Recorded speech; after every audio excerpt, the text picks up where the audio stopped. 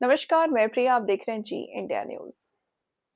संसद के ऊपरी सदन राज्यसभा में सोमवार को केंद्रीय सशस्त्र पुलिस बल विधेयक पेश होना था। हालांकि ये विधेयक विपक्ष के विरोध के कारण पेश नहीं हो पाया। विपक्षी पार्टियां, खासतौर पर तृणमूल कांग्रेस ने कहा कि बिल की कॉपी सांसद को कम से कम 48 घंटे पहले नहीं दी गई, जो संसद के नियमों के खिलाफ है।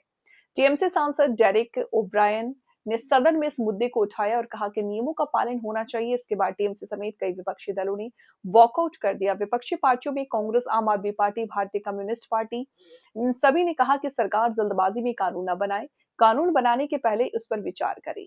जल्दबाजी करने से कोई फायदा नहीं होगा। संसद में विपक्ष के विरोध प्रदर्शन और वॉकआउट के सरकार ने फिलहाल बिल को पेश करने से रोक दिया। इसके बाद गृह मंत्री अमित शाह ने विपक्षी नेताओं के साथ बैठक कर सहमति बनाने की कोशिश की। हालांकि अब तक ये कब पेश किया जाएगा, सरकार कोशिश में लगी हुई है कि विपक्ष के साथ लिया जाए।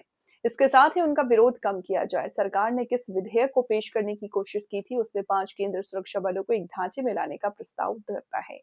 इनमें केंद्रीय रिजर्व पुलिस बल, सीमा सुरक्षा बल, इंडो तिब्बतन बॉर्डर पुलिस, केंद्रीय औद्योगिक सुरक्षा बल में भर्ती, प्रमोशन और पोस्टिंग को एक जैसा बनाना है।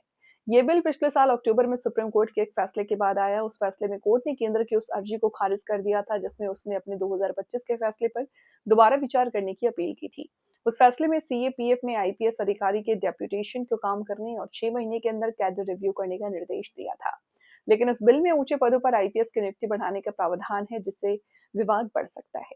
फिलहाल इस खबर को यहीं रखते हैं। जल्द हाजिर होंगे एक नई खबर के साथ। तब तक के लिए आप बने रहें जी इंडिया न्यूज के साथ और मुझे दीजिए इजाजत। नमस्कार।